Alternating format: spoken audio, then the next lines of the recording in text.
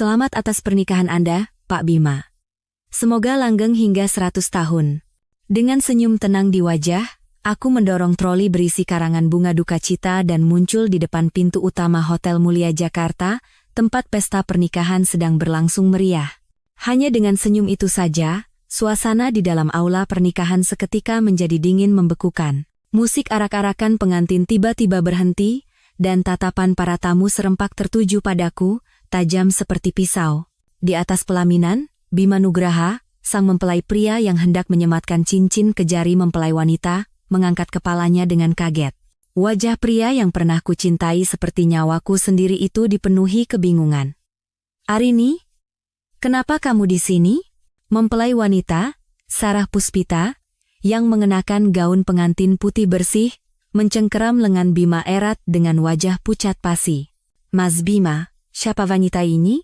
Aku merapikan gaun hitamku dengan ringan, dan berkata dengan suara yang jernih dan lantang, "Saya adalah istri sah dari Bapak Bima Nugraha, Arini Wijaya.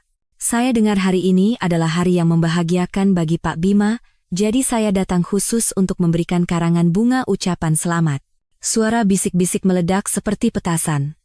Banyak orang diam-diam mengeluarkan ponsel mereka dan mulai merekam, kilatan blitz kamera menyala tanpa henti. Beberapa orang bergumam, "Bukankah Pak Bima masih lajang? Apa yang sedang terjadi?" Dengan tenang, aku melepas pita hitam yang melingkari karangan bunga itu dan mengangkatnya di depan semua orang. Di atas pita itu, tertulis 4 kata dengan tinta merah yang begitu jelas dan mengerikan, bagaikan sebuah vonis, "Selamat menempuh hidup baru, sampai bertemu di alam baka." Sarah Puspita nyaris pingsan di atas pelaminan, kakinya lemas tak bertenaga. Wajah Bima mengeras, ia menggeretakkan giginya dan berteriak, "Arini, kamu sudah gila, ini pesta pernikahanku." Aku tersenyum tipis, tetapi setiap kata yang kuucapkan setajam silet. "Justru karena ini pernikahanmu, makanya aku datang untuk memberimu selamat." "Apa Anda lupa, Pak Bima? Kita belum bercerai. Secara hukum, ini termasuk tindakan bigami." Belum selesai aku bicara, suara sirene polisi terdengar dari luar hotel. Beberapa petugas berseragam masuk, dan seorang yang tampaknya komandan berkata dengan tegas, "Kami menerima laporan adanya dugaan tindak pidana bigami. Bapak Bima Nugraha, mohon kerjasamanya untuk ikut kami ke kantor polisi." Wajah Bima memutih, ia mencoba membela diri. "Ini tidak masuk akal. Kami sudah bercerai." Aku mengeluarkan sebuah map merah dari tasku dan mengangkatnya di hadapan dia dan semua orang. "Lihat baik-baik, Pak Bima. Tanda tangan dan stempel di akta perkawinan kita ini masih sah. Anda bilang sudah bercerai, tapi kenapa saya tidak tahu apa-apa tentang itu?" Gaun pengantin Sarah terhampar di lantai seperti kelopak bunga layu saat ia terduduk lemas. Dengan wajah pucat, ia bertanya gemetar, "Mas Bima, kamu membohongiku? Kamu bilang kamu lajang." "Sarah, dengarkan aku dulu." Bima tergagap, mencoba mencari alasan, tetapi matanya bergetar cemas. Aku melangkah naik ke pelaminan dan mengambil alih mikrofon. Suaraku menggema di seluruh aula. Tenang, namun tanpa kompromi. "Mohon maaf telah merusak suasana bahagia ini. Saya Arini Wijaya, istri sah dari Bapak Bima Nugraha. 3 tahun lalu, kami mendaftarkan pernikahan kami di kantor catatan sipil, dan sampai hari ini, kami belum pernah bercerai." Aku berhenti sejenak, menatap kedua mempelai dengan tatapan tajam seperti hutan yang terbakar. Lalu, aku melanjutkan, setiap kata bagai jarum yang menembus kebohongan. 3 bulan yang lalu, saya mengetahui bahwa suami saya dan nona ini sedang membangun keluarga baru. Bahkan, dia sedang mengandung anak dari suami saya. Karena itu, sebagai seorang istri, saya merasa harus datang untuk memberkati mereka berdua. Keributan meledak.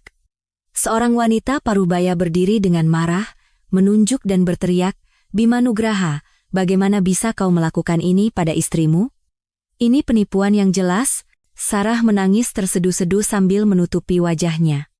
"Saya tidak tahu. Sumpah, saya tidak tahu kalau dia belum bercerai." Aku tertawa sinis dan mengeluarkan setumpuk foto. Aku mengangkatnya satu persatu agar semua orang bisa melihat. Bukti kemesraan mereka berdua tersebar di mana-mana. Bahkan ada foto saat Sarah datang ke depan rumah kami dengan sikap provokatif yang tak disembunyikan. Aku menatap lurus ke arah mempelai wanita dan berkata dengan nada halus namun menyindir, "Nona Sarah Puspita, ingatan Anda buruk sekali, ya. Mungkin foto-foto ini bisa membantu mengembalikan ingatan Anda. Apa Anda masih akan bilang tidak tahu?" Bima berbalik ke arahku, suaranya bergetar karena amarah. "Arini, apa sebenarnya yang kamu mau?" Aku menutup tumpukan foto itu dan menyibakkan rambutku dengan ringan. Senyumku menjadi lebih dingin. Aku tidak mau apa-apa. Aku hanya ingin memberkati. Pasti wanita ini sangat istimewa sampai bisa membuat suamiku sehila ini. Aku mencondongkan tubuh, suaraku dibuat-buat manja tetapi setiap katanya tetap sekeras baja. "Nona Sarah, sudah berapa bulan usia kandungan Anda?" "Oh, astaga. Waktu kehamilan Anda bertepatan persis dengan hari jadi pernikahan saya dan Pak Bima, sungguh sangat berarti, ya?" Wajah Sarah memucat. Ia memeluk perutnya seolah melindungi sesuatu yang rapuh. Aku tersenyum lebih cemerlang, tetapi mataku tak menunjukkan sedikit pun pengampunan. "Tapi jangan khawatir. Aku tidak berniat merebut laki-laki ini dari Anda hari ini. Aku hanya ingin menyatakan bahwa mulai detik ini, Bapak Bima Nugraha, Anda bebas." Selesai bicara, aku mengeluarkan setumpuk dokumen dari tas dan mengangkatnya tinggi-tinggi di hadapan semua orang. "Ini adalah surat perjanjian perceraian yang sudah saya tanda tangani." Tatapanku lurus ke arah Bima. Suaraku tenang namun tajam. "Pak Bima, cukup tanda tangani di sini, dan Anda bisa dengan bangga membawa pulang kembang desa Anda ini." Seluruh aula gempar.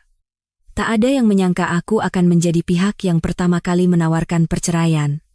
Bima membeku, seolah tak percaya. "Kamu benar-benar setuju bercerai?" Aku mengangkat sudut bibirku, tersenyum secerah bunga musim semi. "Tentu saja, tapi ada satu syarat kecil." "Syarat apa?" Suaranya menjadi tidak sabar. Aku memasang ekspresi seolah-olah ini adalah permintaan yang sulit, tetapi tatapanku setajam pisau, "Bukan apa-apa. Saya hanya ingin Pak Bima mengembalikan semua yang menjadi milik saya selama 3 tahun terakhir ini." Sarah yang terduduk di lantai, bangkit dengan terhuyung-huyung. Matanya penuh kewaspadaan. "Apa yang mau kamu minta?" Dengan tenang, aku membuka map dokumen dan perlahan membacakan daftarnya. Pertama, mahar pernikahan saya. Saat kita menikah, yang saya bawa tidak sedikit, bukan? Aku mengeluarkan dokumen pertama dan membacanya dengan jelas. 3 bidang tanah di kawasan SCBD Jakarta, total nilai 200 miliar rupiah. Gelombang keterkejutan menyapu aula pernikahan. Aku melanjutkan. Pusat perbelanjaan Plaza Kencana, senilai 150 miliar rupiah. 10 unit villa mewah di Kompleks Pondok Indah, senilai 50 miliar rupiah. Dan 30% saham di Grup Kencana, senilai 250 miliar rupiah. Suaraku terdengar biasa saja, seolah membacakan daftar belanjaan. Oh, dan ada juga 40% saham Grup Adijaya yang saya serahkan kepada Pak Bima untuk membantu Grup Kencana saat sedang krisis. Mengingat nilai perusahaan Grup Adijaya saat ini sekitar 4 triliun rupiah, maka nilai saham itu setara dengan 1,6 triliun rupiah. Setiap kali aku menyebutkan sebuah angka, wajah Bima semakin pucat. Pada akhirnya, ia tampak seperti kertas tak bernyawa, dan seluruh aula terdiam dalam keheningan yang menyesakkan. Sarah nyaris menjerit. "Tidak mungkin. Bagaimana mungkin kamu punya uang sebanyak itu? Bukankah kamu hanya ibu rumah tangga tua dan jelek yang kerjaannya memasak di rumah?" Aku memiringkan kepala dan menjawab perlahan. Suaraku ringan, tetapi setiap katanya seperti belati. "Tua dan jelek, Nona Sarah?" Kata-kata itu menarik sekali. Saya adalah seorang doktor di bidang keuangan dari Universitas Indonesia dan putri tunggal pemilik Grup Adijaya. Atas dasar apa Anda memanggil saya ibu rumah tangga tua dan jelek? Aku berbalik menghadap Bima. Senyumku semakin cemerlang.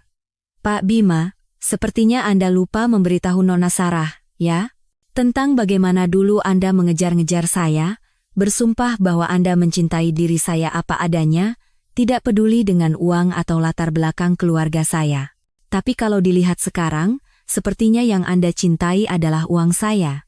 Bima membuka mulut untuk membantah, tetapi tak sepatah kata pun keluar. Aku tidak berhenti. Suaraku menjadi lebih rendah dan tegas. 3 tahun lalu, saat grup Kencana diambang kebangkrutan, sayalah yang mengerahkan seluruh aset dan saham saya untuk menyelamatkan perusahaan. Saat itu, Anda berlutut di hadapan saya, bersumpah akan membalas budi seumur hidup. Ternyata, seumur hidup versi Anda hanya bertahan 3 tahun.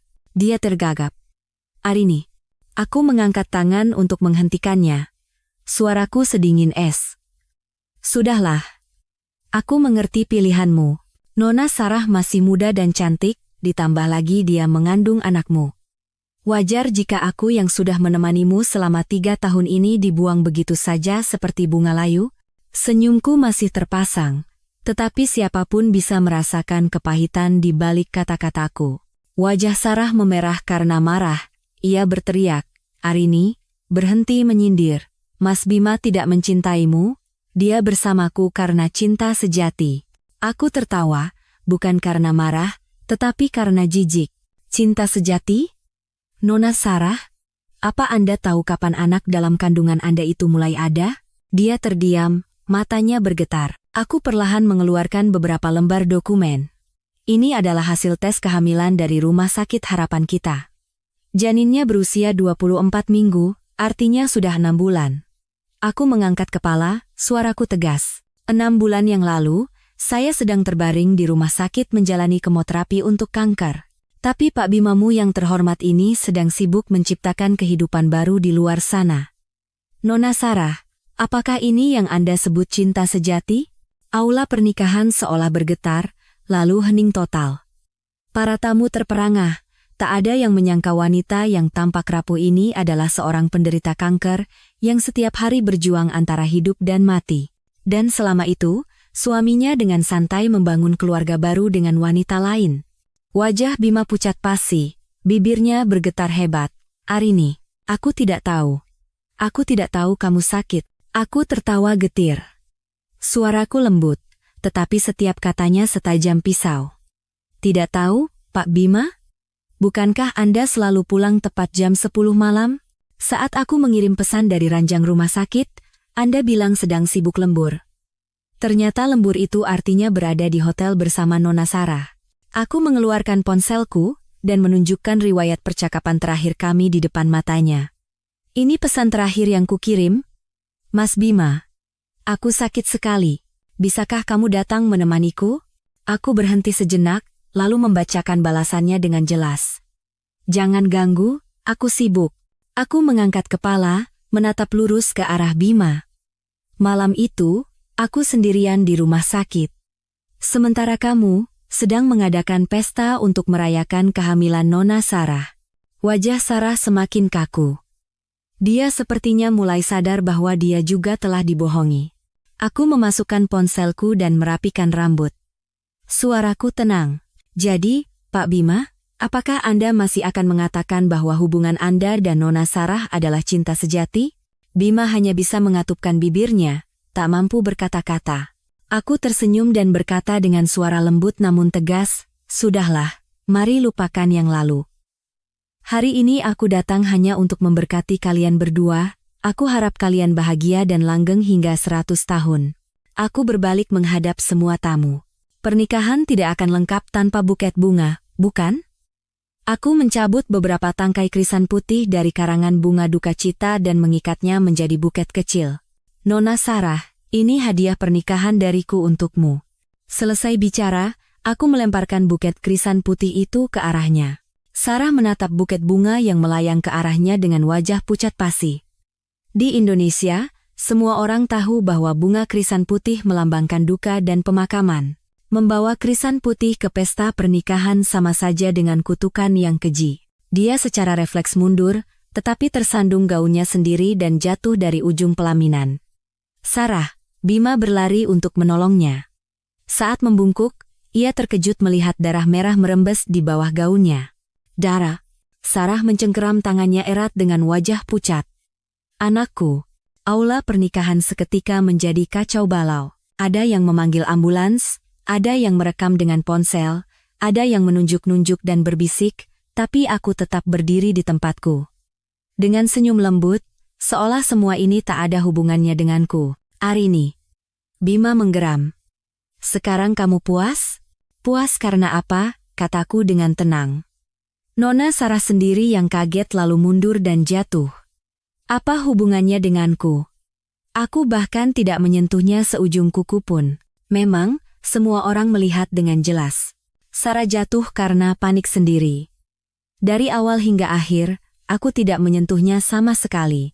Ambulans datang dengan cepat, dan petugas medis membawa Sarah ke atas tandu. Sebelum pergi, ia menatapku dengan tatapan penuh kebencian. Arini, kau wanita jahat. Aku mendekatinya dan berbisik dengan suara pelan yang hanya bisa didengarnya, Nona Sarah, ini baru permulaan. Drama yang seru bahkan belum dimulai. Matanya membelalak, seolah tak percaya dengan apa yang baru saja didengarnya. Bima menyusul ambulans. Sebelum pergi, ia melemparkan tatapan membunuh ke arahku. Arini, aku tidak akan melepaskanmu. Aku melambaikan tangan dan tersenyum anggun. Hati-hati di jalan, Pak Bima. Dan jangan lupa tanda tangani surat perceraiannya. Setelah ambulans pergi, para tamu di aula mulai bubar. Mereka berjalan sambil berbisik, wanita bernama Arini itu hebat sekali. Kelihatannya lembut, tapi dalamnya seperti lautan. Aku rasa tindakannya benar. Pengkhianatan tidak bisa dimaafkan. Bima Nugraha itu benar-benar bajingan. Istrinya sakit malah selingkuh. Aku mendengarkan semua itu sambil dengan tenang merapikan dokumenku. Saat itu, seorang pria paruh baya mendekat. Ia mengenakan setelan rapi dengan aura yang tenang, jelas seorang pengusaha sukses. Nona Arini Wijaya, saya Tirtayasa, pimpinan grup Sentosa. Saya menyaksikan semua yang terjadi tadi. Anda menanganinya dengan sangat mengagumkan. Aku menerima kartu namanya dan membalas, Pak Tirtayasa terlalu memuji. Dia tersenyum. Apakah Nona Arini tertarik untuk bekerja sama dengan kami? Saya sangat mengagumi intuisi bisnis Anda. Aku memiringkan kepala dan berpikir sejenak. Kerja sama seperti apa yang Bapak maksud? Grup Sentosa akan segera merambah bisnis properti. Saya dengar Anda memiliki beberapa lahan strategis di Jakarta. Bisakah kita membicarakannya lebih lanjut? Matanya bersinar tajam. Aku tersenyum. Informasi Bapak Tirtayasa cepat sekali, ya. Tapi sepertinya sekarang bukan waktu yang tepat untuk bicara bisnis. Saya masih punya urusan yang lebih penting. Urusan apa? Tanyanya penasaran. Aku menyimpan surat perjanjian perceraian dengan hati-hati dan berjalan menuju pintu. Tentu saja menjenguk suami saya dan kembang desanya di rumah sakit. Bagaimanapun juga, saya kan masih istri yang teladan. Tirtayasa tertegun sejenak, lalu tertawa terbahak-bahak. Nona Arini, Anda orang yang sangat menarik, ini nomor pribadi saya. Saya harap kita bisa bertemu lagi. Aku menerima kartu namanya, dan mengangguk. Keluar dari hotel, aku menarik napas dalam-dalam. Langit Jakarta biru cerah, dan sinar matahari terasa hangat. Aku mengeluarkan ponsel, dan menekan sebuah nomor. Sekretaris Kim, tolong siapkan sesuatu. Saya mau menjenguk pasien di rumah sakit, dengan hadiah yang sangat meriah. Suara hormat terdengar dari seberang. Baik, Bu Arini. Hadiah apa yang perlu saya siapkan? Sudut bibirku membentuk lengkungan sempurna. Siapkan 1 polis asuransi keguguran dan sebuket mawar putih. Tulis di kartunya. Untuk Nona Sarah, semoga ibu dan anak selalu dalam keadaan baik. Baik, Bu. Aku menutup telepon dan masuk ke dalam Rolls-Royce yang sudah menunggu di depan hotel. Sopir membungkuk dan bertanya, Ibu, kita kemana? Aku bersandar di kursi. Senyum jernih terukir di bibirku, ke rumah sakit harapan kita. Aku harus menemui suamiku dan kekasihnya. Mobil mulai bergerak perlahan meninggalkan hotel. Dari balik jendela, aku masih bisa melihat para wartawan yang mengerumuni pintu Hotel Mulia. Kilatan blitz kamera tak henti-hentinya menyala. Kejadian hari ini pasti akan menjadi berita utama. Aku membuka ponsel dan mengunggah sebuah status di media sosial. Terima kasih kepada semua yang telah datang ke pernikahan suami saya. Meskipun mempelai wanitanya bukan saya tulus mendoakan semoga kebahagiaan mereka abadi dan kita bisa segera bertemu lagi. Bersama tulisan itu, aku melampirkan foto diriku di samping karangan bunga duka cita. Di foto itu, aku tersenyum semurni malaikat. Begitu unggahan itu muncul, internet gempar. Komentar membanjir. Kelasnya Dewi Arini beda, ini baru balas dendam tingkat tinggi. Ini harus dicontoh. Cara balas dendam pada bajingan dengan begitu elegan. Kasihan sekali Dewi Arini. Suaminya selingkuh saat dia berjuang melawan penyakit. Tidak bisa dimaafkan. Bima Nugraha benar-benar sampah masyarakat. Tidak pantas untuk Bu Arini. Aku membaca komentar-komentar itu dengan senyum tipis. Tahap pertama dari rencanaku selesai dengan sempurna. Sekarang, seluruh Jakarta tahu bahwa Bima Nugraha adalah seorang pengkhianat dan Sarah Puspita adalah seorang perusak rumah tangga. Sekarang, saatnya memulai tahap kedua. Di ruang VIP Rumah Sakit Harapan Kita, Sarah terbaring di tempat tidur dengan wajah pucat. Bima duduk di sampingnya dengan ekspresi sangat cemas. "Dokter, bagaimana keadaan istri dan anak saya?" tanyanya sambil memegang jas dokter.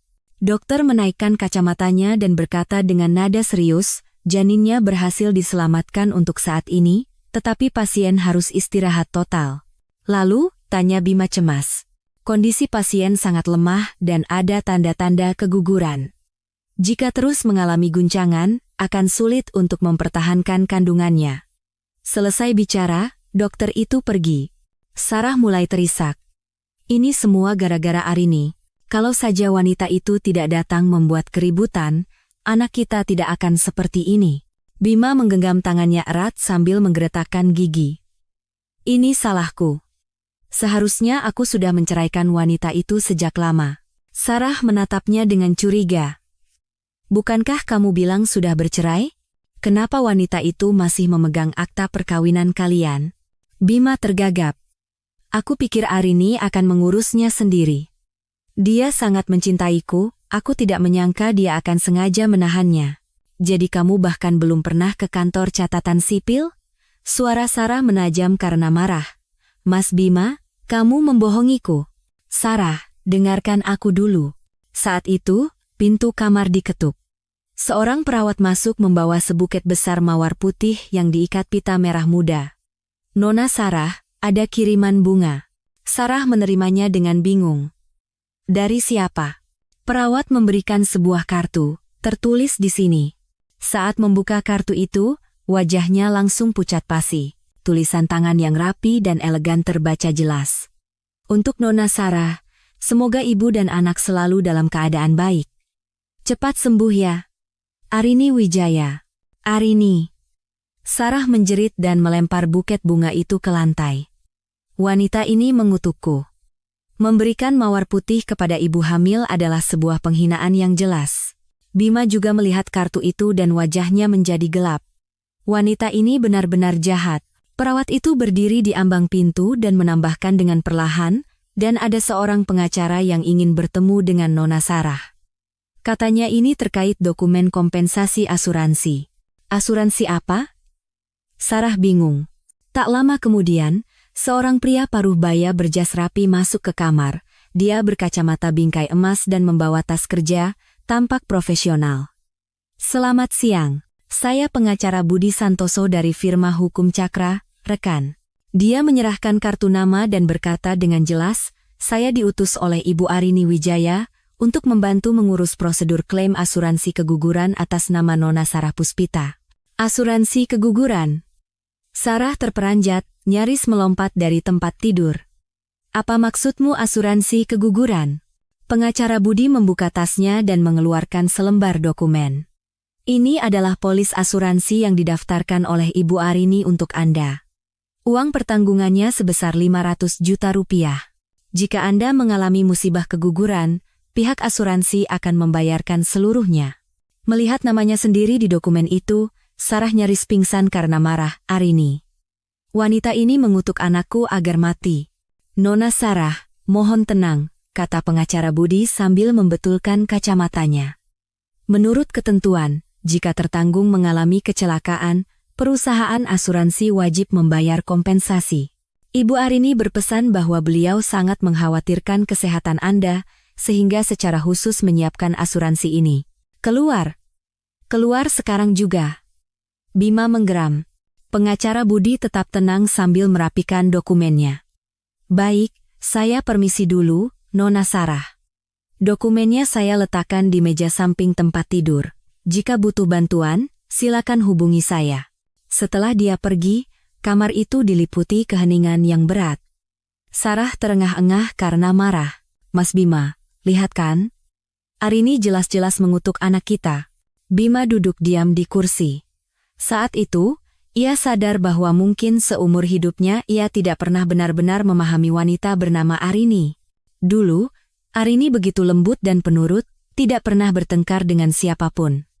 Sekasar apapun kata-katanya, Arini hanya akan menahannya dalam diam. Tetapi Arini yang sekarang, setiap kata dan tindakannya setajam pisau, menusuk tepat di titik lemahnya dan Sarah. Yang lebih penting, ia baru sadar betapa kayanya Arini.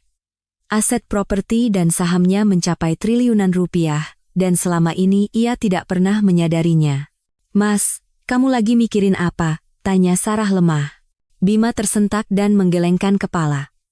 Tidak apa-apa, istirahatlah. Jangan-jangan kamu mikirin wanita itu? Suara Sarah penuh cemburu. Jangan lupa, gara-gara dia aku hampir kehilangan anak kita. Bima terdiam lama, lalu berdiri. Kamu istirahat ya. Aku mau keluar telepon sebentar. Begitu keluar, ia langsung menelepon sekretarisnya. Selidiki semua informasi tentang Arini Wijaya. Aku ingin tahu semuanya. Terdengar suara ragu dari seberang. Baik, Pak. Tapi apa? Berita tentang Bapak dan Ibu Arini sudah menyebar di seluruh internet. Seluruh Jakarta tahu bahwa Bapak berselingkuh saat istri sedang sakit, bahkan melakukan bigami. Saat ini, Ibu Arini sudah menjadi ikon dengan banyak pendukung. Menyelidikinya akan sangat sulit. Apa maksudmu? Bima mengerutkan kening. Maksud saya, Bapak harus berhati-hati. Selain itu, reputasi Bapak saat ini. Bima menutup telepon dengan marah. Dia membuka media sosial dan melihat unggahan Arini sudah mendapat lebih dari 100.000 komentar, semuanya membelanya. Sebaliknya, komentar yang menyebut namanya penuh dengan makian seperti sampah dan pria tidak tahu berterima kasih. Parahnya lagi, seseorang mulai menggali informasi tentang grup Kencana. Sore itu, harga saham anjlok, para klien mulai menelepon untuk memprotes karena masalah moralitasnya. Barulah Bima sadar dengan terkejut bahwa drama yang diciptakan Arini hari ini bukan sekadar balas dendam, tetapi sebuah rencana untuk menghancurkan bisnis dan reputasinya. Dan ia, dengan bodohnya, mengira Arini hanya bertindak emosional. Keesokan paginya, kantor grup Kencana kacau balau. Pak, grup mahkota meminta pembatalan kerjasama. Pak, pihak bank meminta pelunasan pinjaman lebih awal. Pak, semua penyewa di gedung kita meminta pemutusan kontrak. Kabar buruk datang silih berganti, membuat wajah Bima semakin kelam. Seorang sekretaris masuk dengan tergesa-gesa. Pak, Ibu Arini Wijaya datang. Untuk apa lagi wanita itu ke sini? Bima menggeretakkan gigi. Katanya, ingin membahas surat perjanjian perceraian. Bima menarik napas dalam-dalam dan merapikan setelannya. Suruh dia masuk. Tak lama kemudian, aku masuk. Hari ini, aku mengenakan setelan kantor biru muda dengan riasan yang elegan, tampak rapi dan profesional. Sangat berbeda dengan penampilanku yang penuh amarah kemarin. Selamat pagi, Pak Bima. Aku duduk di sofa dan menyilangkan kaki, sikapku santai. Bima menatapku dengan tatapan rumit. Arini, apa sebenarnya yang kamu mau? Aku memiringkan kepala dan berkata dengan tenang, apa yang kuinginkan? Bukankah sudah kukatakan? Aku ingin bercerai. Bawa surat perjanjiannya. Aku akan tanda tangan sekarang juga. Aku mengeluarkan surat perjanjian dari tas dan meletakkannya dengan tegas di atas meja. Tanda tangani di sini dan semuanya selesai. Tapi sebelum itu, aku ingin memastikan masalah pembagian aset. Bima melirik surat itu dan wajahnya langsung berubah. Arini, kamu gila? Aku tidak akan pernah menerima syarat-syarat ini. Dalam surat perjanjian itu, tertera bahwa Bima harus mengembalikan semua mahar pernikahan, termasuk 3 properti, Plaza Kencana, kompleks villa di Pondok Indah, dan seluruh saham grup Adijaya. Selain itu, ia harus membayar ganti rugi moral sebesar 500 juta rupiah. Aku mengangkat sudut bibirku dan berkata dengan tenang, Pak Bima, ini semua memang milikku sejak awal. Semuanya tercantum dalam daftar mahar saat kita menikah. Wajar jika aku mengambilnya kembali saat kita bercerai, bukan? Tapi semua aset itu sudah dipakai untuk modal operasional perusahaan. Dari mana aku bisa mendapatkan uang sebanyak itu? Teriaknya panik. Aku mengangkat bahu dengan senyum sinis. Itu urusanmu. Atau jangan-jangan Pak Bima berniat lari dari utang? Arini, kita sudah 3 tahun menjadi suami istri. Bagaimana bisa kamu begitu kejam? Suaranya berubah, mencoba bermain dengan emosi. Aku tertawa setayam silet. 3 tahun suami istri? Syukurlah Anda masih ingat kalau aku pernah menjadi istrimu. Saat aku menjalani kemoterapi di rumah sakit, di mana kamu? Saat aku sendirian melawan penyakit, kamu memeluk wanita lain. Kau bilang aku kejam? Saat Sarah mengandung anakmu, tidakkah kamu berpikir bahwa kamu yang kejam padaku? Setiap kata yang kuucapkan ringan, tetapi setajam jarum yang menusuk bagian paling sakit dari dirinya, membuatnya terdiam. Aku berdiri dan merapikan pakaianku. Suaraku setegas pisau. Pak Bima, aku memberimu waktu 3 hari untuk berpikir. Jika Anda tidak menandatanganinya, kita bertemu di pengadilan. Saat itu, selain menuntut kembali semua asetku, aku juga akan menuntutmu atas tindakan bigami. Hukuman maksimalnya 2 tahun penjara. Anda tidak ingin merasakannya, kan? Suaraku terdengar biasa, seperti sedang membahas bisnis. Wajahnya langsung pucat pasi. Arini, apa kamu benar-benar ingin memojokkanku sampai ke jalan buntu? Aku mengangkat alis dan tersenyum. Jalan buntu? Kalau aku benar-benar ingin melakukannya, apa kamu pikir kamu masih bisa duduk di sini dan bicara denganku sekarang? Aku berjalan ke jendela, menatap lalu lintas yang sibuk di luar. Kemarin aku sudah memeriksa rasio utang grup Kencana, sudah lebih dari 80%. Jika aku menarik semua modalku, perusahaanmu akan bangkrut dalam seminggu.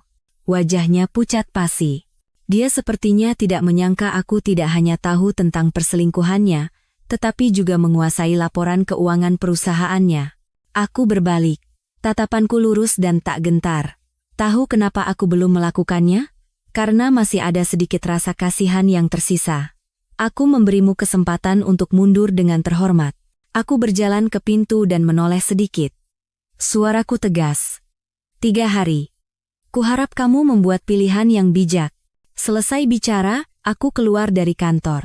Setelah aku pergi, Bima terduduk lemas di kursinya. Surat perjanjian di tangannya terasa seperti vonis mati. Jika ditandatangani, ia akan menjadi miskin. Jika tidak, ancaman pidana sudah di depan mata. Dia menelepon Sarah. Sarah, bagaimana keadaanmu? Masih lemas.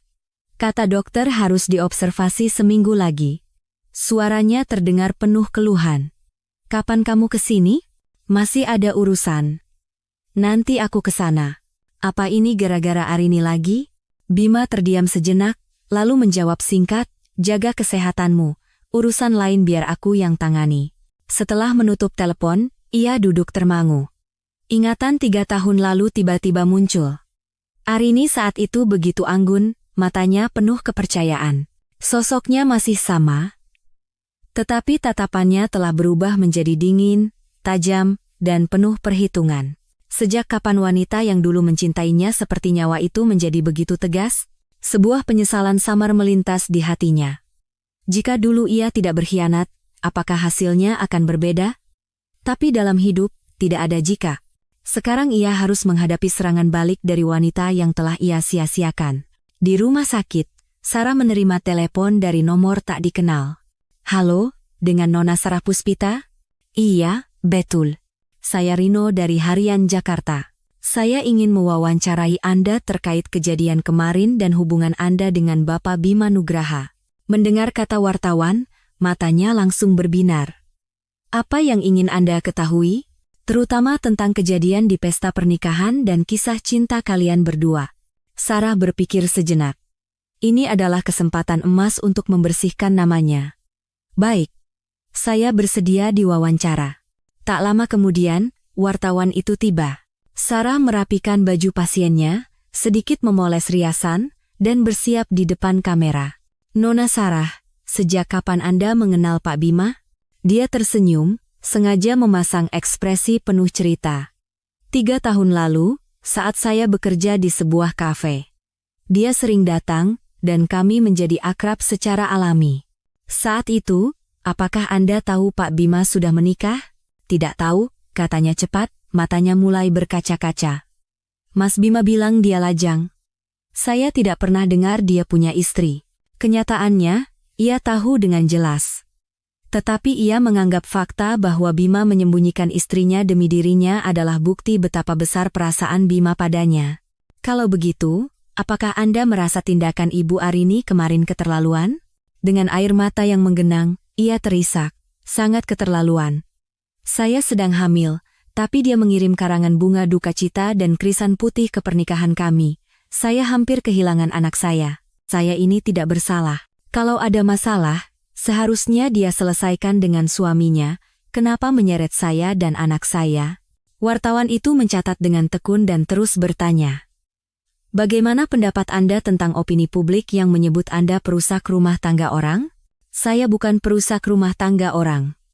Sarah menangis terseduh-seduh. Saya juga korban. Yang membohongi saya adalah Mas Bima. Kalau saya tahu dia punya istri, saya tidak akan pernah mau berhubungan dengannya. Wawancara berlangsung hampir 1 jam, dan wartawan itu mendapatkan cukup bahan. Sore itu, Harian Jakarta menerbitkan artikel dengan judul mencolok, wawancara eksklusif Sarah Puspita, saya juga korban, saya tidak tahu dia sudah beristri. Artikel itu menggambarkan Sarah sebagai wanita malang yang tertipu, menjalin hubungan dengan pria beristri tanpa sadar, dan bahkan diancam kehilangan bayinya karena kutukan dari istri sah di pesta pernikahannya. Begitu berita itu terbit, opini publik terbelah. Beberapa netizen bersimpati padanya, tetapi mayoritas menentang keras. Bohong. Pacaran 3 tahun masa tidak tahu dia sudah punya istri? Zaman sekarang pelakor bisa nangis-nangis mengaku jadi korban, ya? Bima memang salah karena selingkuh, tapi pelakor yang merusak rumah tangga orang juga tidak suci. Dewi Arini sudah melakukan hal yang benar. Wanita seperti itu pantas diberi pelajaran. Sarah membaca komentar-komentar itu satu persatu, tubuhnya gemetar karena marah. Ia langsung menelepon Bima. Mas Bima, kamu lihat komentar di internet? Orang-orang jahat sekali. Bima yang sedang pusing karena krisis perusahaan, mendengar tangisannya dan membentak dengan kesal, Sarah, tolong jangan buat masalah lagi. Aku sedang sibuk sekali. Masalah apa yang ku buat? Aku hanya ingin membersihkan namaku, isaknya. Membersihkan nama? Lalu kenapa kamu tidak bicara jujur saat wawancara? Kamu tahu betul aku punya istri. Bima akhirnya kehilangan kesabarannya dan berteriak. Telepon di seberang hening sejenak, lalu terdengar suara lemah. Aku berbohong untuk melindungimu. Kalau aku mengaku, reputasimu akan semakin hancur. Bima mengusap wajahnya dengan lelah. Sudah. Jaga saja kesehatanmu. Jangan pikirkan yang lain. Setelah menutup telepon, ia menatap surat perjanjian perceraian di mejanya. Pikirannya kusut. Mungkin menerima syarat Arini adalah jalan dengan kerugian paling kecil. Saat itu, sekretarisnya mengetuk pintu. Pak, Ibu Arini datang lagi. Wanita itu datang lagi? Bukankah ku bilang 3 hari lagi? Katanya ada hal penting yang harus disampaikan. Bima menarik napas dalam-dalam. Suruh dia masuk. Aku membuka pintu dan masuk. Hari ini, aku mengenakan setelan hitam, penampilanku tajam dengan aura dingin seperti pedang yang baru ditarik dari sarungnya. Selamat siang, Pak Bima. Aku duduk dengan santai di sofa. Setiap gerakanku membawa tekanan yang tak terlihat. Bima mengerutkan kening. Ada urusan apa lagi? Aku membuka tas kerja dan meletakkan sebuah rekam medis di atas meja. Aku mau menunjukkan sesuatu yang menarik. Ini rekam medis Nona Sarah. Tahu kenapa dia begitu rentan keguguran? Apa maksudmu? Wajahnya menegang waspada. Dia punya riwayat keguguran 3 kali di masa lalu, jawabku dengan tenang. Dinding rahimnya sangat tipis, sehingga kemungkinan untuk hamil hampir nol. Wajahnya langsung berubah. Apa yang ingin kamu katakan? Aku meletakkan selembar hasil tes darah lagi. Tahu obat apa yang dia minum selama kehamilan? Obat apa? Pil KB. Suaraku terdengar dingin seperti petir di siang bolong. Coba pikirkan, Pak Bima. Apakah orang yang benar-benar ingin mempertahankan anaknya akan minum pil KB saat hamil? Bima membeku, tangannya meremas dokumen itu erat-erat. Tidak mungkin. Sarah tidak mungkin melakukan itu. Dia selalu bilang sangat menginginkan anak ini. Aku tersenyum tipis. Menginginkan? Apa kamu benar-benar berpikir kamu mengenalnya? Aku mengeluarkan beberapa foto dan meletakkannya di depannya. Ini bukti pembelian obat. Selama sebulan terakhir, dia beberapa kali membeli pil KB dan obat penggugur kandungan. Di rekaman CCTV apotek, waktu, tempat, dan wajah Sarah terlihat jelas. Bukan hanya itu, lanjutku dengan suara yang seolah membedah perut dengan pisau. Bahkan sebelum bertemu denganmu, dia sudah 3 kali melakukan aborsi secara sukarela. Bima terkejut, suaranya bergetar. Kenapa? Kenapa dia melakukan itu? Aku berjalan ke jendela, menatap jalanan di bawah, dan berkata dengan suara setajam baja, karena dia tidak pernah menginginkan anak. Yang dia butuhkan hanyalah alasan untuk mengikatmu, menggunakan anak yang tidak akan pernah lahir, dan tidak akan pernah mati untuk menahanmu di sisinya. Aku berbalik. Mataku berkilat, setiap kata menusuk tajam. Selama 3 bulan terakhir, dia sering mengeluh sakit perut dan ada tanda-tanda keguguran, kan? Tapi setiap kali ke rumah sakit, janinnya selalu sehat. Wajahnya pucat pasi. Benar. Sarah terus-menerus mengeluh sakit, dan rasa ibanya membuatnya semakin terikat dalam belenggu itu.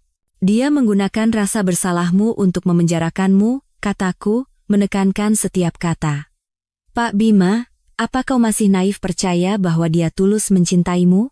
Aku mengeluarkan sebuah alat perekam dan menekan tombolnya. Suara melengking Sarah menggema di ruangan itu. Bima itu bodoh. Apapun yang ku mau, pasti dia turuti. Istrinya kaya raya memangnya kenapa? Nanti kalau aku sudah menikah dengannya, semua uang itu akan jadi milikku, aku sudah punya rencana. Begitu menikah, aku akan minta semua hartanya dibalik nama jadi namaku. Aku tidak mau punya anak, repot dan sakit. Aku hanya pura-pura mencintainya. Si Arini bodoh itu sudah kita permainkan selama 3 tahun. Seharusnya dia mati saja dari dulu, jadi tidak mengganggu. Rekaman berhenti. Dan ruangan itu diliputi keheningan yang mengerikan. Bima terduduk lemas di kursinya dengan wajah sepucat abu. Ia tak percaya, selama ini ia hanya menjadi bahan tertawaan di mata wanita itu. Bagaimana sekarang? Masih berpikir dia mencintaimu? Aku menatapnya lurus, bertanya dengan tenang namun setajam pisau. Dia memejamkan mata dan menelan rasa pahit. Suaranya serak. Arini, kenapa? Kenapa kamu memberitahukan semua ini padaku? Karena aku ingin kamu sadar dan melihat kenyataan. Aku perlahan duduk kembali di sofa. Tatapanku sedingin lautan tanpa ombak. Kamu mengkhianati wanita yang mencintaimu seperti nyawanya sendiri, dan berlari ke wanita yang menganggapmu bukan apa-apa. Apa menurutmu itu sepadan? Dia membuka mata, menatapku dengan putus asa. Lalu kamu, apa kamu masih mencintaiku? Aku menggeleng pelan. Suaraku setegas pedang yang memutus semua ikatan. Tidak. Cinta itu sudah mati saat kamu pertama kali mengkhianatiku. Kata-kata itu menusuk hatinya lebih sakit dari pedang manapun. Aku berdiri, suaraku jelas dan tegas. Sekarang, aku hanya ingin mengambil kembali apa yang menjadi milikku dan memulai hidup baru. Pak Bima, bagaimana dengan surat perjanjian perceraiannya? Sudah Anda pikirkan? Di hadapannya, surat perjanjian itu tergeletak diam seperti sebuah vonis. Sekarang ia telah melihat wajah asli Sarah dan sadar apa yang telah ia hilangkan. Tapi untuk menyesal, sudah terlambat. Dengan tangan gemetar, ia mengambil pulpen, aku akan tanda tangan. Aku mengambil surat perjanjian itu, memeriksanya, dan mengangguk. Bagus. Besok kita urus prosedurnya di kantor catatan sipil. Aku berjalan ke pintu, lalu berhenti dan berbalik dengan senyum penuh arti. Oh ya, Pak Bima. Sore ini Nona Sarah akan menerima hadiah istimewa, sebaiknya Anda ke sana untuk melihat reaksinya, pasti akan sangat menarik. Selesai bicara, aku membuka pintu dan melangkah keluar dengan angkuh, seperti seorang jenderal yang baru saja memenangkan perang. Di kantor, Bima duduk sendirian, termangu. Pikirannya kusut. Ia mengambil ponsel, ragu sejenak, lalu menekan sebuah nomor. Mas Bima, akhirnya kamu telepon. Suara Sarah penuh kegembiraan. Sarah, bagaimana keadaanmu? Suara Bima terdengar berat. Sudah jauh lebih baik. Dokter bilang bayinya juga sehat, tidak perlu khawatir. Suaranya semanis madu. Mas, kapan kesini? Aku kangen sekali. Kata-kata penuh kebohongan itu tumpang tindih dengan kebenaran dalam rekaman, membuatnya merasa mual. Nanti aku ke sana. Dia menutup telepon. Tatapannya menjadi gelap. Ia ingin menghadapinya secara langsung, bertanya sampai tuntas. Ia ingin tahu berapa banyak rahasia yang disembunyikan wanita itu. Di rumah sakit, Sarah sedang santai berselancar di internet, membaca berita tentang dirinya. Meskipun banyak cacian, ada juga yang bersimpati dan membelanya. Itu sudah cukup membuatnya puas. Tiba-tiba, pintu kamar terbuka dan seorang kurir masuk. Permisi, dengan Nona Sarah Puspita, ada paket. Saya tidak memesan apa-apa. Ini kiriman hadiah. Mohon tanda terima. Karena penasaran, Sarah membuka kotak itu. Di dalamnya ada sebuah kotak yang lebih kecil dan sebuah kartu. Untuk Nona Sarah, sebuah hadiah kecil. Semoga suka. Dari seorang teman yang peduli padamu. Di dalam kotak itu ada sebuah USB dan selembar foto. Foto itu adalah rekaman CCTV apotek yang dengan jelas menunjukkan dirinya sedang membeli pil KB.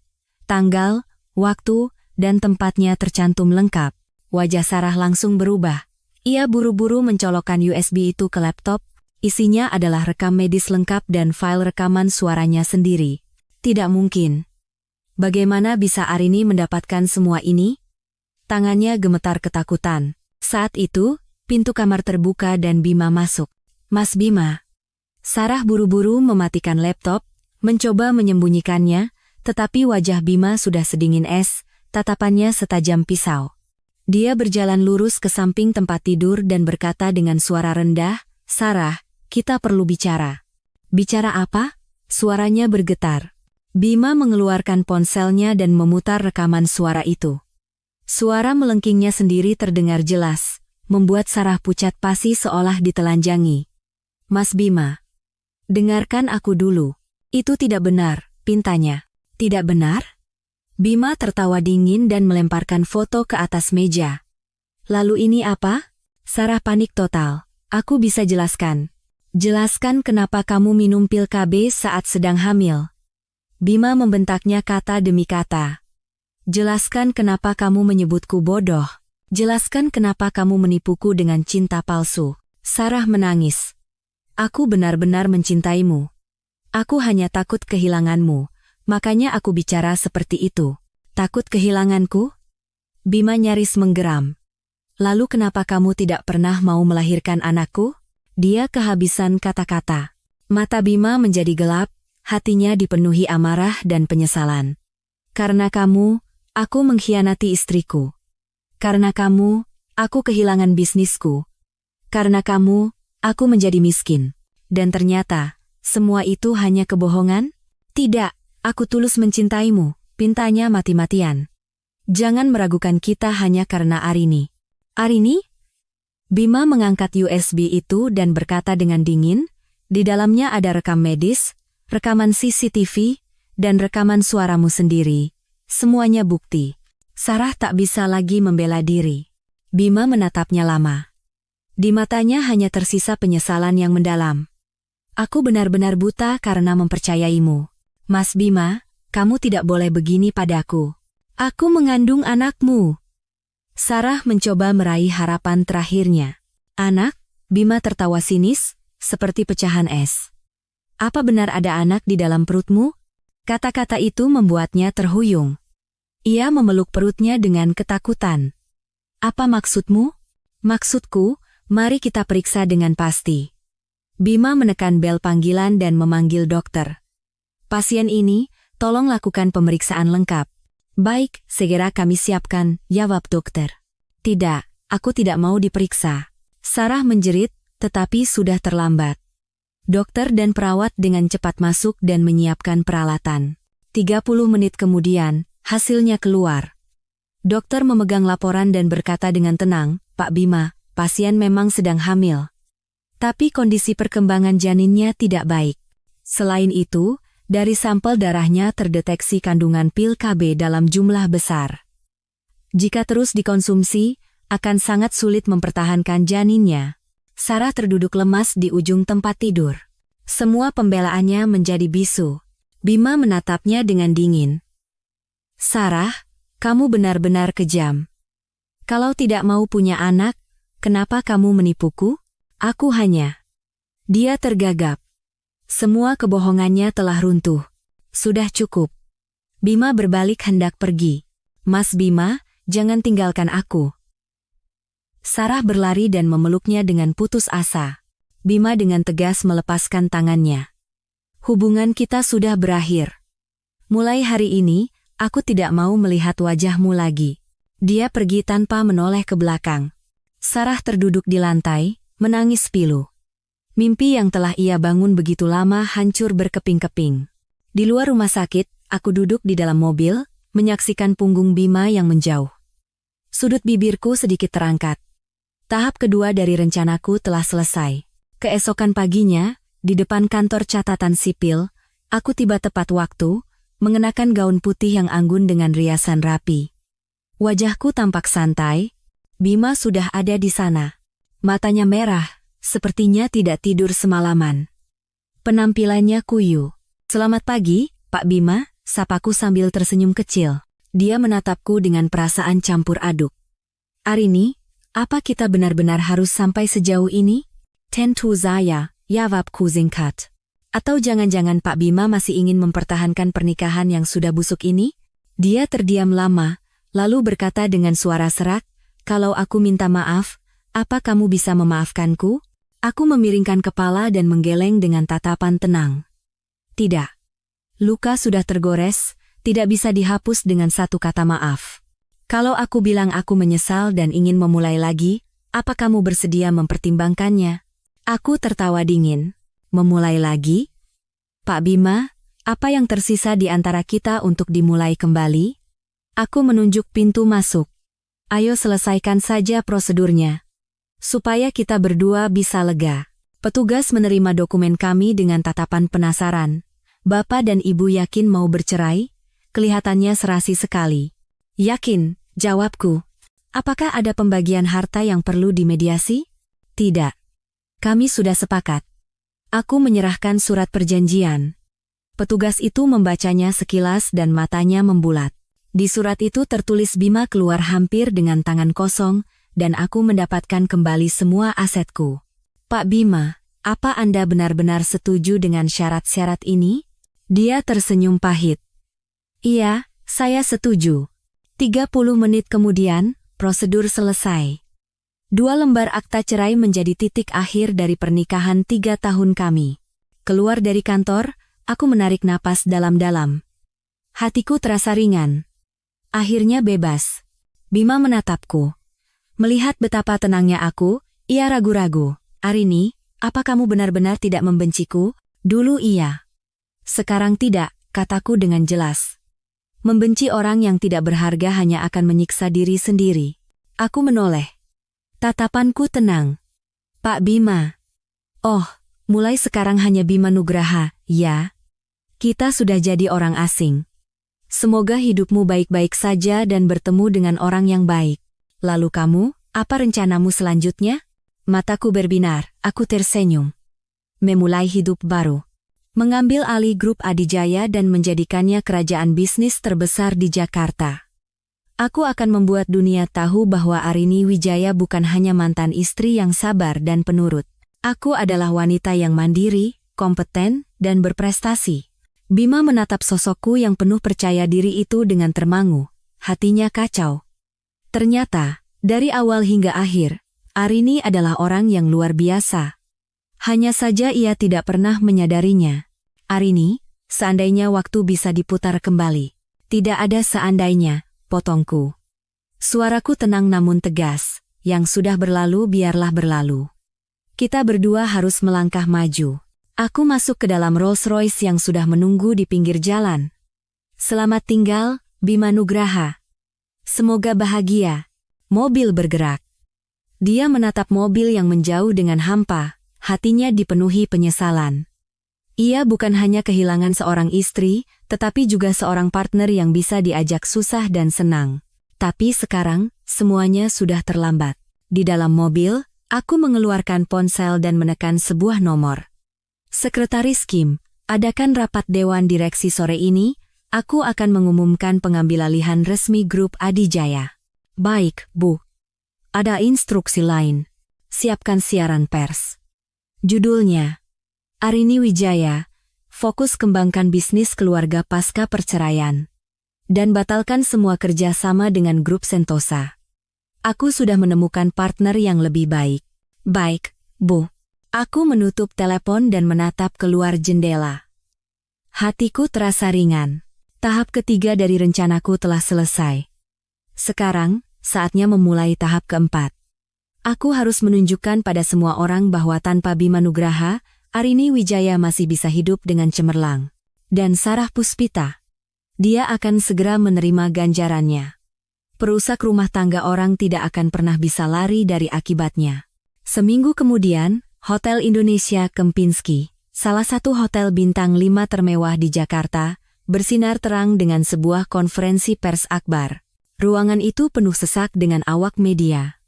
Di layar LED raksasa di atas panggung, video promosi grup Adijaya terus diputar. Aku muncul. Mengenakan setelan hitam yang pas di badan, sepatu hak tinggi yang kokoh, dan rambut yang ditata rapi. Setiap langkahku terasa dingin dan tajam seperti pedang. Selamat siang, rekan-rekan media, para mitra bisnis. Saya Arini Wijaya, Direktur Utama Grup Adijaya. Suaraku menggema, jernih dan tegas, disambut tepuk tangan meriah. Aku mengangkat kepala. Hari ini, saya secara resmi mengumumkan bahwa mulai saat ini, saya akan mengambil alih seluruh manajemen Grup Adijaya. Kami akan membuka era perkembangan baru. Layar berganti, menampilkan rencana strategis. Aku mempresentasikannya satu persatu. Pertama, kami akan memulai proyek di kawasan inti SCBD Jakarta. Dengan total investasi 2 triliun rupiah, kami akan membangun kompleks komersial terpadu terbaik di Jakarta. Ruangan itu langsung gempar. 2 triliun rupiah. Angka yang belum pernah terjadi sebelumnya. Kedua, kami akan merambah industri energi terbarukan. Kami akan bekerja sama dengan perusahaan teknologi terbaik untuk membangun pabrik mobil listrik di Jakarta. Ketiga, kami akan mendirikan Yayasan Amal Adijaya, yang akan menyumbangkan 10% dari laba bersih tahunan untuk bidang pendidikan dan kesehatan. Setiap poin yang diumumkan membuat publik terperangah. Seorang wartawan mengangkat tangan. Ibu Arini, apakah Anda yakin bisa mencapai target ini dalam waktu singkat? Aku tersenyum tipis. Saya sangat yakin. Saya punya tim terbaik, modal yang cukup, dan yang terpenting, tekad yang tak tergoyahkan. Apakah perceraian Anda baru-baru ini mempengaruhi perusahaan? Aku menjawab dengan tegas. Kehidupan pribadi dan pekerjaan adalah dua hal yang berbeda. Justru, setelah melepaskan belenggu yang tidak perlu, saya bisa lebih fokus pada bisnis. Pernyataan itu membuat ruangan meledak. Para wartawan berebut mengajukan pertanyaan. Apakah maksud Anda mantan suami Anda, Bima Nugraha, adalah sebuah beban?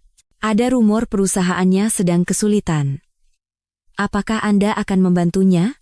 Aku tertawa setajam silet. Bisnis adalah medan perang. Setiap orang harus menanggung akibat dari pilihannya sendiri. Saya bukan seorang dermawan, dan saya tidak punya kewajiban untuk menyelamatkan orang lain dengan uang para pemegang saham. Kata-katanya sopan, tetapi maknanya jelas, nasib Bima Nugraha tidak ada hubungannya denganku. Konferensi pers berlangsung selama 2 jam. Aku menjelaskan rencana pengembangan secara rinci. Saat mengumumkan bahwa proyek pertama akan dimulai bulan depan, ruangan itu dipenuhi tepuk tangan yang membahana. Setelah itu, aku melayani wawancara individu. Seorang wartawan wanita bertanya, "Ibu Arini, menurut Anda apakah wanita menghadapi lebih banyak kesulitan di dunia bisnis daripada pria?" Aku menjawab dengan jujur. Kesulitan pasti ada. Tapi saya tidak pernah menurunkan standar saya hanya karena saya seorang wanita. Kemampuan tidak mengenal jenis kelamin. Jika Anda cukup hebat, tidak ada yang bisa meremehkan Anda. Lalu, apa ada nasihat yang ingin Anda berikan kepada wanita lain? Aku berhenti sejenak dan menatap lurus ke kamera. Saya hanya ingin mengatakan satu hal. Jangan pernah menggantungkan hidupmu pada seorang pria. Hanya dengan menjadi kuat, kamu bisa memegang kendali atas takdirmu sendiri. Sementara itu, kabar buruk tentang Bima Nugraha terus berdatangan. Saham grup Kencana anjlok tanpa henti, klien serempak menarik dana, dan bank menagih utang dengan gencar. Hanya dalam seminggu, pria yang pernah berada di puncak kejayaan itu terpuruk di ambang kebangkrutan. Nasib Sarah lebih tragis. Rekaman suaranya tersebar di internet, membuka semua topengnya di hadapan dunia. Netizen marah dan menggali masa lalunya. Terungkap bahwa ia sering menjalin hubungan dengan banyak pria sekaligus untuk memeras uang. Badai opini publik menerpa, informasi pribadinya bocor. Setiap hari, depan rumahnya penuh dengan lemparan telur busuk dan sampah. Akhirnya, Sarah tidak tahan dengan tekanan itu. Setelah melakukan aborsi secara sukarela, ia diam-diam meninggalkan Jakarta di tengah malam. Sebelum pergi, ia mengirim pesan terakhir kepada Bima, "Mas Bima, maafkan aku banyak salah. Tapi satu hal yang perlu kamu tahu, ada saat-saat di mana aku tulus mencintaimu." Bima membaca pesan itu dengan hati hampa.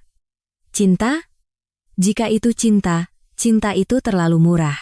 Di tempat lain, aku duduk di kantor, menatap pemandangan malam dari jendela. Sekretarisku masuk dan melapor dengan hormat. "Bu, grup Kencana telah secara resmi mengajukan kebangkrutan. Sarah Puspita juga sudah meninggalkan Jakarta." Aku mengangguk pelan. "Aku tahu. Dan Pak Tirtayasa meminta untuk bertemu besok untuk membahas kerja sama." "Baik. Atur jadwalnya. Cukup untuk hari ini." "Sekretaris Kim, kamu juga boleh pulang lebih awal." Setelah sekretaris pergi, aku berjalan ke jendela kaca besar dan menatap gemerlap lampu Jakarta. 3 bulan lalu, aku hanyalah seorang istri kecil yang bisa bahagia seharian hanya karena satu kata dari suamiku. Tapi sekarang, aku adalah seorang pengusaha wanita yang mengelola aset triliunan rupiah. Hidup memang penuh dengan titik balik yang dramatis. Aku membuka ponsel. Sebuah judul berita utama menarik perhatianku, "Ratu Bisnis Jakarta, Arini Wijaya, dari istri yang dibuang menjadi legenda bisnis." Artikel itu mengupas perjalananku secara rinci, menjadikanku sebagai sosok yang inspiratif. Aku tersenyum dan mematikan layar. Balas dendam telah usai, dan kehidupan baru telah dimulai. Bima Nugraha dan Sarah Puspita, mereka semua hanyalah masa lalu. Mulai sekarang, hidupku akan bersinar lebih cemerlang. Aku kembali ke meja dan mulai mengerjakan dokumen. Besok masih ada banyak rapat penting dan proyek yang harus dijalankan. Aku ingin membuktikan kepada semua orang bahwa seorang wanita bisa menjalani hidup yang cemerlang dengan caranya sendiri. Di luar jendela, lampu neon Jakarta berkelip-kelip.